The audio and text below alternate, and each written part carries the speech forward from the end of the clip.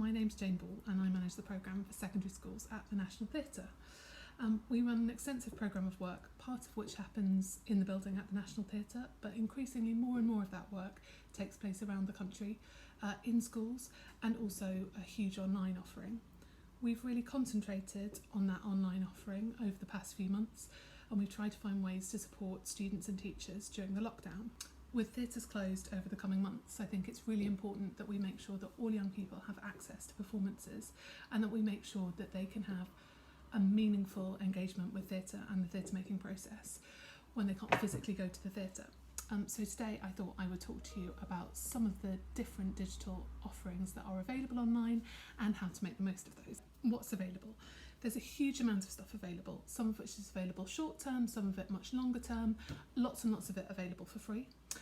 So everything from the RSC's productions, which are available on BBC iPlayer, to a lovely thing from the Unicorn Theatre and Nancy the Spider, which they've respun for a digital audience, to things from lots of companies and theatres like Grey Eye, Definitely Theatre, Tamasha, the Half Moon Young People's Theatre, the Little Angel Theatre, the Royal Court, Payne's Plough, Theatre Rights, 20 Stories High, lots and lots of stuff available. Also Hamilton on Disney+, which might appeal to lots of people.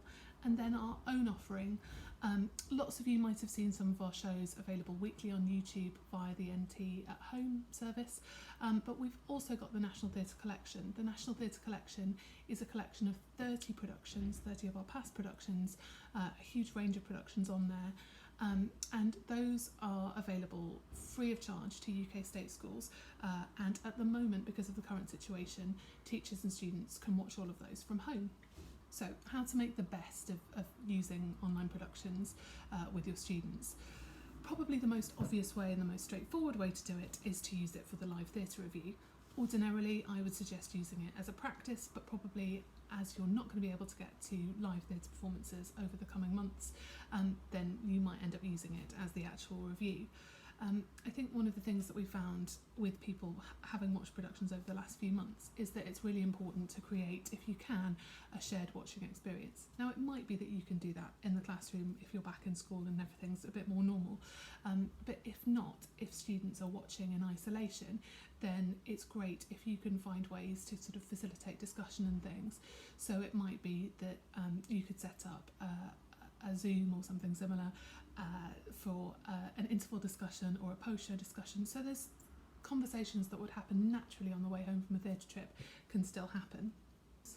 The thing that I think is great and is an actual advantage to all of these productions being available is that you might choose to see something, you might take a risk on something that is something that you would never have taken students to see, partly because it would have been too far away or too expensive or all sorts of reasons, but it might just mean that you can broaden and diversify the sorts of productions that your students see.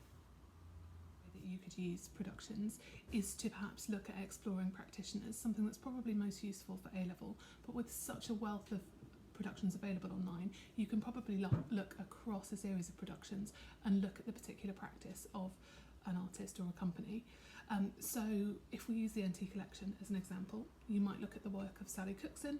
So you might look at Sally Cookson's devising process, how she works with the company, how she works with other artists, practitioners, designers, etc., and how she builds a production. So you could look at both Peter Pan and Jane Eyre, and there's lots of supporting resources available as well, and you can look at her practice that way.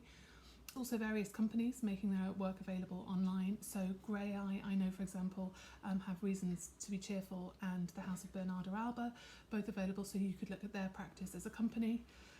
You might look at the work of a designer.